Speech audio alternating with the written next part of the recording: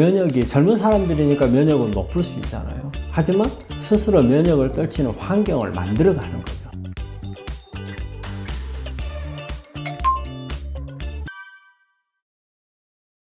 암은 일단 하나의 세포에서 시작을 한다고 봐야 돼요. 이 하나의 세포가 이제 암세포로 바뀌는 거거든요. 그런데 바뀌는데 간단해요. 아주 쉬워요. 뭐냐? 암세포가 안 죽고 계속 크면 그게 암이에요. 암은 암이라는 어떤 새로운 특성을 가지고 있는 게 아니고 그냥 우리 세포가 안 죽고 계속 성장을 하는데 그 과정에는 어떤 유전적인 변화라든지 이게 만들어져 있지만은 우리 몸 안에 있는 면역 시스템에서 제거가 돼야 되거든요. 근데 제거가 안 된다든지 그리고 또 이런 암세포가 살기 좋은 환경에 되어 있다든지 이런 부분을 위해서 이렇게 만들어진 암세포가 죽지 않고 한 10년 내지 15년 동안 계속 성장을 하다가 우리가 CT나 어떤 MRI나 초음파나 이런 검사를 했을 때 하나가 혹으로 등장하게 되면 이제 이게 암이라고 진단을 받는 거죠. 암은 어떤 분들이 유전병이 아니냐 이런 말을 하는데 절대 유전병은 아니고요. 그렇다면 왜 가족들이 잘 걸리는 가족이 또 잘 걸리는가? 이런 부분들은 어떻게 보면 우리 암이라고 하는 것은 우리 몸 안에서 그 유전자에 세포에 있는 유전자의 변이가 와가지고서 이 변이에 의해서 변이는 신호거든요. 유전자는 신호를 주는 거예요. 신호가 죽지 않고 계속 크게끔 하는 이런 신호들이 만들어졌을 때 이제 암이 발생을 하기 때문에 이런 암을 만들어지는데 어떤 유전적인 부분이 조금 취약해서 그런 영향을 받을 수는 있어요. 그래서 유전은 아니고 이런 암에 걸릴 수 있는 취약성을 가지고 있다. 그게 이제 우리가 선천적으로 볼 수 있는 부분이고요.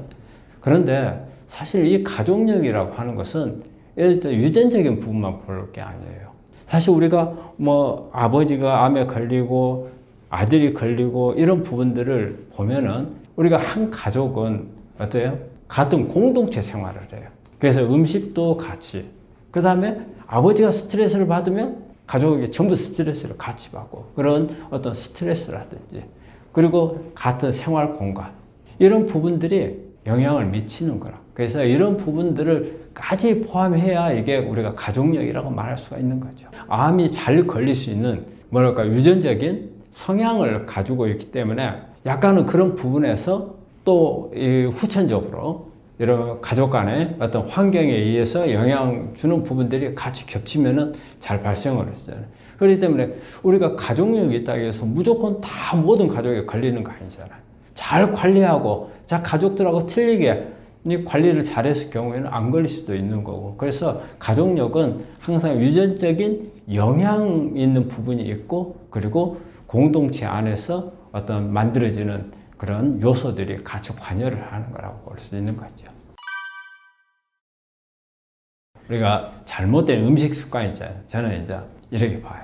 일단은 과식, 간식, 속식, 편식, 짜게 먹는 짠식, 그 다음에 구운 거 좋아하는 군식, 그 다음에 육식, 저는 이렇게 7가지를 봐요. 그러면 일단은 먼저 과식은 어때요? 많은 것을 먹게 되면 우리 몸 안에서는 가장 큰 역할을 하는 게 인슐린 저항이라는 게 생겨요. 인슐린 저항이 생기면 인슐린이라고 하는 것은 암을 키우는 역할을 할 수 있는 호르몬이에요. 우리가 인슐린은 당을 조절한다고만 생각을 하는데 또한 인슐린은 암이 발생했을 때 키우는 역할을. 그리고 과식을 하게 되면 이제 그런 부분이 있을 수가 있고요. 과식을 할 경우에는 우리가 남잖아요. 많은 부분이. 남았을 경우에 이게 우리의 몸 안에서 어떤 성장하는 암세포가 있다면 훨씬 더 빨리 클 수 있는 그런 영향이에요. 그 다음에 이제 간식이 이제 안 좋죠. 간식은 우리가 되게 간식을 좋아하는 사람들을 보면 저녁 간식을 좋아해요. 그럼 저녁은 먹고 어때요? 이제 자는 일밖에 안 남았어요. 쓸 일이 없잖아요. 그런데 넣어주게 되면 우리 몸에서는 이것을 다시 소화를 시켜요. 나는 자야 되는데 내 몸은 일을 해야 하잖아요. 그리고 또 남는 것을 처리가 안 되고 암이 성장할 수 있는 그런 부분들을 또 만들어줄 수 있는 거. 또 하나는 속식, 너무 빨리 먹는 거. 너무 빨리 먹는 경우는 우리가 음식을 먹게 되면 순서가 있어요. 일단 입안에서 씹지 않아요. 위에다가 신호를 해서 위에서 소화액을 준비를 해야 되고 그 다음에 장에서 마지막 최종 단계 소화를 해야 되는데 우리 씹는 거 몇 번 안 씹고 그대로 넘겨버려요. 그러면 위에서는 아직 준비가 안 된 상태에서 음식이 넘어오거든요. 그래 되면 이 음식 소화하는 데 문제가 되고 그래서 결과적으로는 속식은 장을 엉망으로 만들어요. 우리가 음식을 먹을 때 우리 암 환자들한테 뭐라고 코치를 하냐면 30분 정도를 먹으라고 그래요. 시간을 텀을. 그 다음에 음식을 씹을 때도 최소한 한 30분 이상을 씹어서 넘기라고 하거든요. 그런 부분들을 안 하고 그냥 속식 해버리는 경우. 그 다음에 이제 편식. 편식은 되게 우리 편식하면은 채식을 편식하는 사람들이 잘 없죠. 육식을 편식한단 말이에요. 고기 종류를. 고기 종류만 먹게 되면 칼로리만 몽땅 올라가고 그 고기 속에 들어있는 뭐 다양한 항생제라든지 성장 호르몬이라든지 철분이라든지 포화지방산 이런 부분들이 암을 악화시키는 그런 요인들을 하게 되는 거고. 그리고 이제 구운 음식 같은 거 많이 먹으면 안 좋은 것 같고 짠식.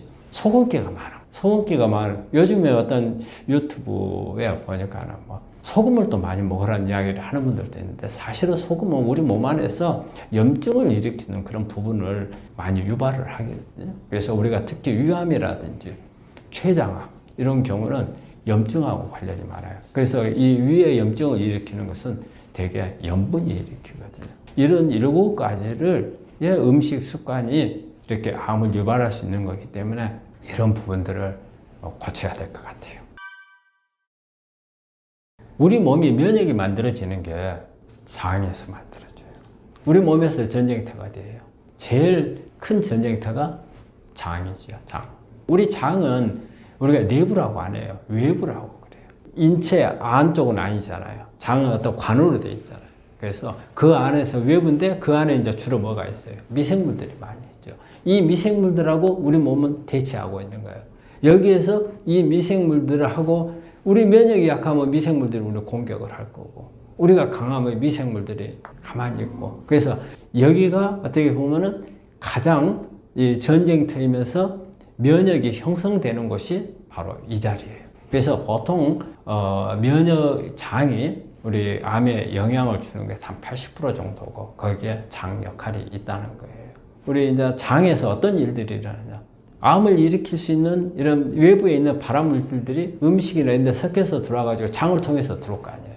우리 그 나쁜 균들이 많으면 우리 먹는 음식물들을 가지고 이 미생물들이 발암물질을 만들어요.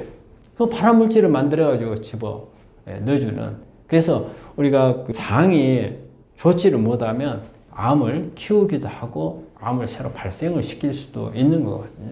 그래서 우리 암 환자들은 일단은 장이 안 좋다는 전제하에서 치료를 하라고 그래요. 그래서 장을 개선시켜 유산균 같은 것을 많이 하고 그리고 또 이렇게 암을 볼 때 미생물하고 관련되지 않는 암이 거의 없어요. 예를 들어가지고 뇌암 있죠. 뇌암은 우리 미생물하고 접근이 전혀 안 된다고 생각을 하죠. 그런데 아니에요. 그래서 뇌암도 이렇게 조직을 떼가지고 검사를 해서 보면은 미생물들이 보이는 경우가 있다는 거예요.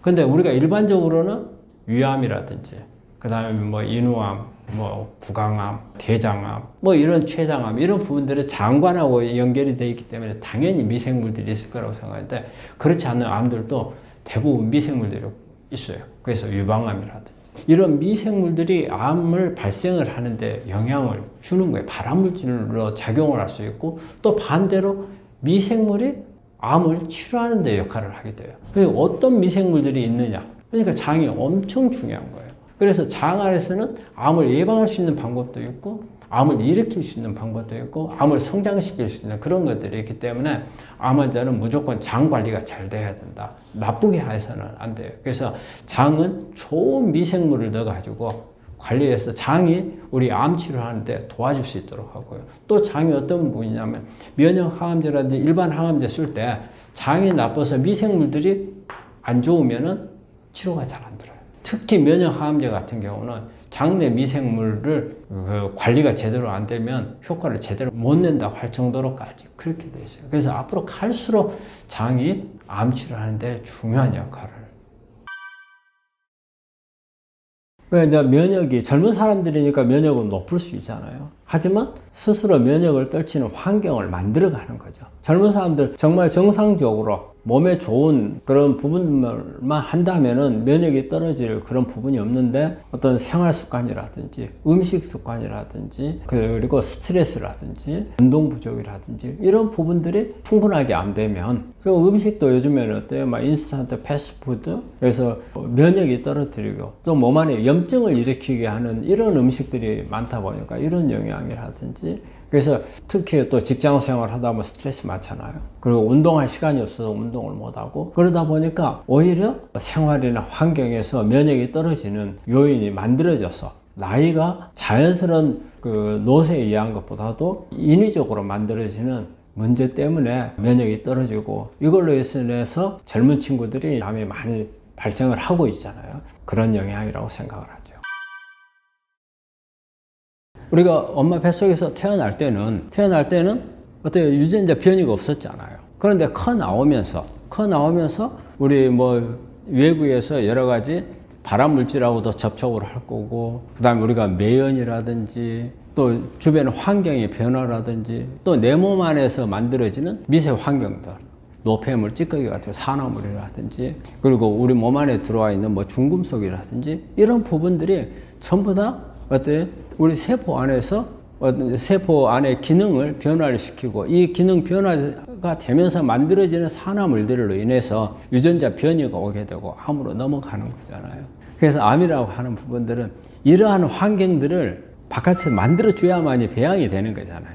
그러니까 얼마나 어려워요. 산화물도 만들어줘야지, 여러 가지 발암물질 줘야지. 이런 부분들을 바깥에서 배양을 할 때는 이런 걸로 하진 않겠지만 그만큼 암이 성장할 수 있는 환경은 우리가 생각할 때는 나쁜 환경이라는 거죠. 그런 환경에서 그러니까 암이 성장하도록 하기 위해서는 그런 요소들을 다 찾아가지고 만들어줘야 된다는 거죠. 당뇨가 있는 사람들이 암 발생률이 높죠. 그거는 우리가 통계적으로는 당뇨가 없는 사람들에 비해서 한 30% 정도의 발생률이 높아진다고 그래요. 근데 그거는 이유를 한번 보면은 우리가 포도당이 혈당의 농도가 높아지잖아요. 그렇게 되면 어때요? 사실은 이렇게 쉽게 생각하면 포도당 암은 밥이잖아요. 암에 밥이 충분하잖아요. 그만큼 갖다 쓸 재료가 많잖아요. 그 암이 빨리 성장할 수 있는 거고 암이 살 수 있는 환경이 좋아지는 이런 꼴이 되는 거고. 그리고 또 하나는 당뇨가 있는 경우에는 대개 인슐린 저항이 많이 생기거든요. 그래서 인슐린이라는 것은 이 호르몬이 우리가 당뇨에만 관계되는 호르몬이라고 생각하는데 실제 인슐린은요, 우리 몸 안에서 어떤 성장시키는 그런 부류에 속하는 호르몬이에요. 그래서 우리 몸 안에 성장시키는 역할은 다 해요. 그러면은 뭐예요? 암세포도 성장시킬 수 있는 그런 역할을 하거든요. 그래서 인슐린이 우리 이제 몸 안에서 IGF라는 물질로 바뀌어요. 그래서 인슐린 유사 성장 요소 이걸로 바뀌거든요. 그렇게 되면 암을 성장시키는 역할도 하고 특히 이 IGF는 암 중에서도 줄기세포 쪽으로 유도하는 그런 경향이 있어요. 그래서 아주 악성인 암으로 갈 때 보면은 IGF가 올라가거든요. 그래서 우리가 이제 검사상으로 이걸 체크하기도 해요. 그래서 이게 IGF-BP라는 걸 체크를 해서 이게 수치가 너무 낮아진다. 그러면 IGF가 올라갔구나. 이제 이걸 생각을 하고 이제 거기에 대한 이제 약을 쓰기도 하는데 그만큼 당뇨가 있는 경우에는 암을 발생률도 높일 수 있고 좀 더 악화될 수 있고 치료를 어렵게 할 수도 있다는 걸 그걸 말씀드립니다.